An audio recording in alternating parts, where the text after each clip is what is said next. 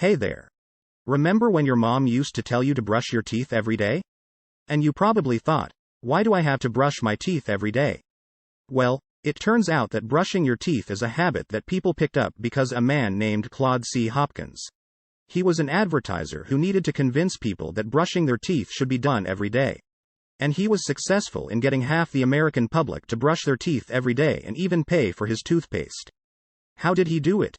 By using neuroscience and figuring out how habits work. So next time you brush your teeth, think of Claude C. Hopkins and how he changed the way people brush their teeth. There are some things that we do without thinking about it because we have done them so many times. We call these things habits. Some habits are good, like brushing our teeth. Some habits are bad, like biting our nails. We can change our habits by doing something else instead of the bad habit. Habits are things we do often, without thinking about them. They are things that become easy to do because we have done them many times. We form new habits when we repeat a behavior many times. And the more we do something, the easier it becomes to keep doing it, without even thinking about it. Remember when you were learning to ride a bike? At first, it was hard. You had to learn how to pedal, balance, and turn all at the same time. You had to think about each action. But after you rode enough, you didn't have to think about each action anymore. Riding a bike became a habit. Now it's controlled by different parts of your brain. The striatum is an area of the brain that controls habitual behavior. This area releases chemicals that turn down the part of the brain that does complex thinking. This makes it easier to do things like ride a bike without having to think about it too much. When the complex thinking part of the brain is turned down, it is free to think about other things, like how igloos keep people warm.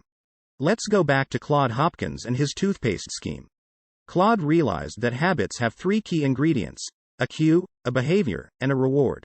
A cue is something that triggers a behavior, like how an alarm clock triggers you to hit the snooze button. This is followed by the reward, which in this case is 15 extra minutes of sleep. Bacteria colonize your mouth overnight, which creates a slimy film on your teeth in the morning. This sticky film is the cue that tells people to brush their teeth. Claude convinced people that this film would make their smile look ugly and that brushing their teeth was the best way to get a prettier smile.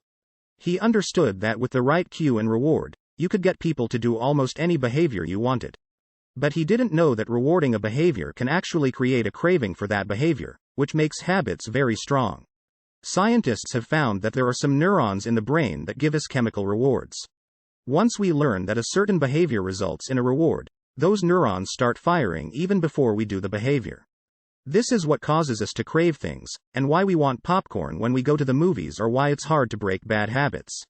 Claude knew that a prettier smile would make people brush more, but he didn't know that over time people would start wanting the minty feeling that Pepsodent toothpaste leaves in their mouths. People's brains actually started to crave toothbrushing. If you want to learn a new habit, like eating an apple a day, how can you train yourself to do it? And if you have a bad habit, can you break it? Scientists thought that our brains didn't change much after we reached adulthood. But this is not true. It turns out your brain is a lot like clay. It's flexible and can change based on what you do during the day. For example, when you learn something new or get hungry, chemicals in your brain are released. These chemical changes are only temporary, but if you keep doing the same things over time, they can actually change the physical structure of your brain. This means that you can create new neural pathways. When you keep doing something over and over, it becomes a habit. Some people say that you need to do something for 10,000 hours to get good at it. But it's not always that easy. It depends on the task and the person. Establishing a habit, whether it's learning guitar or cultivating mindfulness through meditation, requires consistent repetition. This is an immutable truth.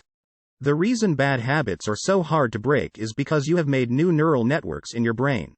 This takes more than one day to fix. You can change your brain. It is easy to do. Just like brushing your teeth. If you want to stop a bad habit, try to replace it with a good habit.